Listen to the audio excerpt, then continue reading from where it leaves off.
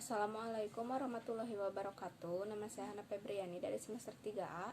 Di sini saya akan mereview jurnal Hukum Administrasi Negara yang berjudul Putusan Mahkamah Konstitusi tentang Pemilu Serentak dihubungkan dengan pencegahan korupsi politik yang telah ditulis oleh Bapak Dr. Haji Dedi Mulyadi SHMH dan Bapak Dr. M. Rendi Aridayandi SHMH. Mengingat pentingnya pemilu dalam demokrasi, menjaga pemilu sesuai asas luber jurdil, terutama dari korupsi politik. Maka pada tanggal 23 Januari 2014, MK menjatuhkan putusan dengan Judicial Review Undang-Undang Nomor 42 Tahun 2008 tentang pemilihan umum presiden dan wakil presiden terhadap Undang-Undang Dasar Negara Republik Indonesia tahun 1945. Pelaksanaan pemilu serentak merupakan salah satu pencegahan terjadinya korupsi politik. Korupsi politik merupakan sebuah tindakan pemangku kekuasaan dalam rangka mengambil keuntungan dari kekuasaan.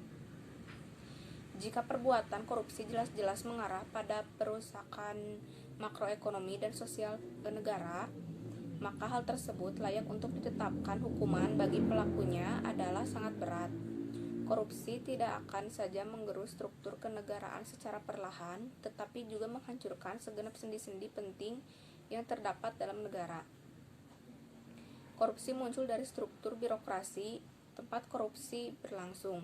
Akibat paling nyata menurut Mohtar Lubis dari fenomena korupsi adalah hilangnya kesadaran rakyat banyak tentang hak warga negara dan ketidakpeduliannya pada sistem kenegaraan suatu bangsa di mana korupsi itu berlangsung.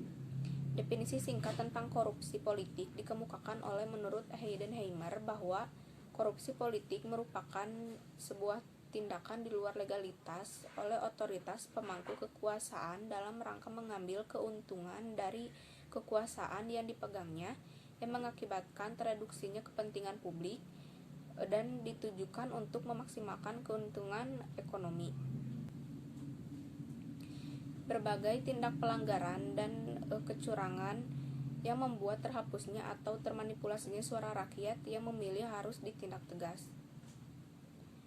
Tidak boleh ada kompromi dan toleransi karena begitu suatu kecurangan dibiarkan terjadi, maka hal itu akan menjadi pintu masuk bagi mengalirnya kecurangan-kecurangan yang lain. Pemilu mendatang harusnya pemilu yang bisa dipercaya oleh rakyat sehingga hasil-hasilnya pun bisa dipercaya oleh rakyat.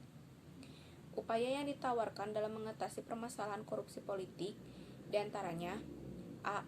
Ketentuannya parliamentary threshold atau PT harus dinaikkan menjadi antara 7% sampai 10% sehingga partai politik yang tidak mencapai PT selain tidak berhak mempunyai wakil di DPR dan di DPRD, juga eksistensi partai politik tersebut dengan undang-undang dinyatakan bubar demi hukum.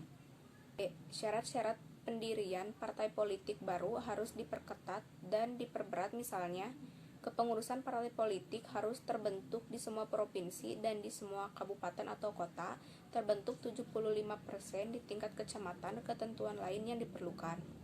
C.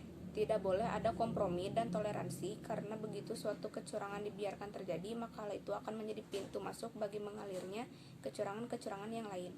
Sekian yang dapat saya sampaikan. Wassalamualaikum warahmatullahi wabarakatuh.